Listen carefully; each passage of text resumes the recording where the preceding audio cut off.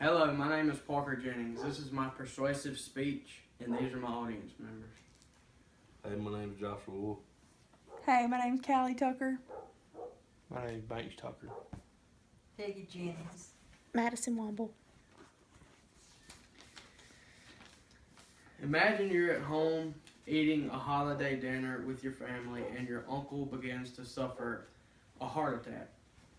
Would you know how to handle the situation by administering cardiopulmonary resuscitation, better known as CPR? As a student taking first aid, I have come to realize how important it is to know these life-saving techniques. Tonight, I will explain the life-saving process of surveying an emergency, contacting emergency medical service, and administering CPR and first aid techniques. Today, I will be persuading you on why you should get certified in CPR and first aid. You could save a life just by knowing very simple and easy to learn things.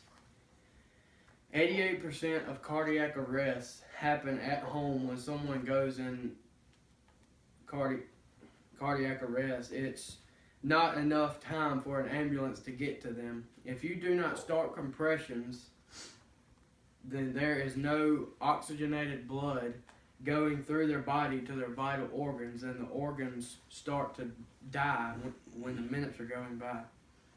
CPR is not actually a method of restarting the heart like many people think.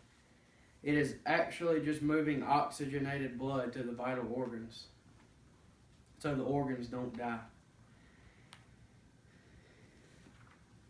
If you are a parent of a child, I think that would make you want to learn CPR and first aid even more. Even if your child has a bad cut or a broken bone, you would want to know what to do. According to the American Red Cross, the first step in an emergency is to survey the scene. The most important thing in administering first aid is to make sure you and the victim are safe. If it is safe and the victim is not moving, gently shake them and ask if he or she is okay. Then call for help to anyone around you. The second step in an emergency is to contact an emergency medical service and administer CPR. There are several ways to contact an emergency medical service. One way is to call 911. If there is no 911 service in your area, call the police or hospital directly. You can also call the operator, who will contact the police or hospital for you. Designate one person around you to call EMS. If there is no one around you, you must call EMS yourself. Position the victim and move the victim into the correct position, keeping the person's body as stable as possible. After 911 has been called, the helper should kneel next to the victim's neck and shoulders to get a proper angle for chest compressions. A bystander needs to place the heel of the hand over the center of the person's chest below the nipple line, and then place the second hand on top of the first. Finally, the first responder should push straight down about 2 inches into the chest, while keeping elbows locked and using entire force of body weight. Now that you know a little about CPR, you should know a little about first aid.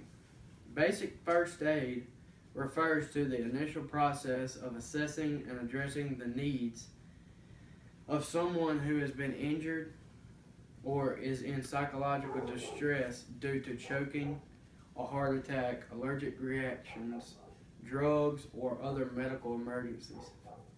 First aid allows you to quickly determine a person's physical condition and the correct course of treatment. Some of the best ways to care for the victim is to know the 3 C's. The first C is to check the surroundings. Are there things that might put you at risk or harm you? The second C is to call for help. Call authorities or emergency services. immediately if you believe someone to be seriously injured. Care for the person. Caring for someone who has just gone through serious trauma includes both physical treatment and emotional support.